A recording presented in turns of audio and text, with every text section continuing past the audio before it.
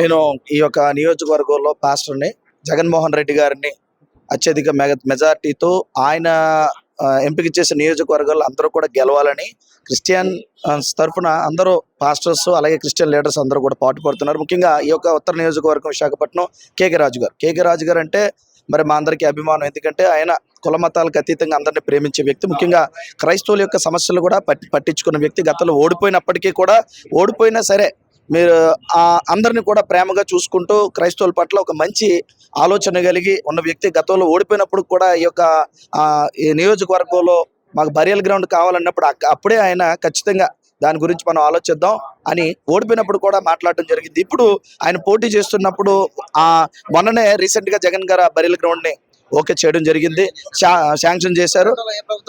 గతంలో ఏ ప్రభుత్వం చేయలేదు, చంద్రబాబు ప్రభుత్వం. కానీ మీరు అన్నారు కదా ఈ యొక్క నియోజకవర్గంలో రెండు వచ్చాయి. మీరు విష్ణు కుమార్ రాజు గారే కదా, అంతకు ముందు మన ఈయన కూడా గంటా శ్రీనివాసరావు గారు కూడా ఈ యొక్క ఉత్తర నియోజకవర్గంలో చేయడం జరిగింది, ఎమ్మెల్యేగా చేశారు. వీళ్ళు ఇరువురు కూడా చేయడం జరిగింది. వాళ్ళెవరూ కూడా క్రైస్తవ సమస్యల్ని ఈ రెండు పార్టీలు పట్టించుకోలేదు, నాయకులు పట్టించుకోలేదు.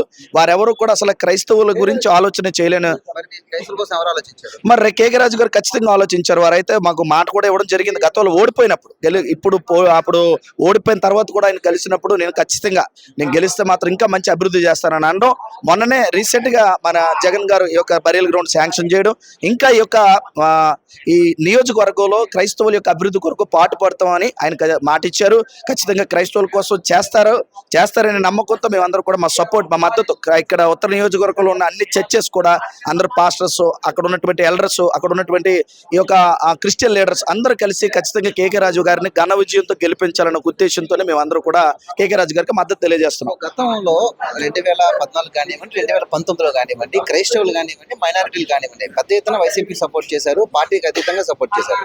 కానీ 2024 సంబంధించి కొంతవరకు దూరం అయిందని ఒక చర్చ నడుస్తుంది. అందులో వాస్తవం ఉందంటారు లేదంటారు? ఖచ్చితంగా అది అవాస్తవం అండి. ఏ వర్గం కూడా దూరం అవ్వలేదు. జగన్ గారికి ఏ వర్గం, ముఖ్యంగా క్రైస్తవ వర్గం ఎప్పుడు దూరం అవ్వలేదు.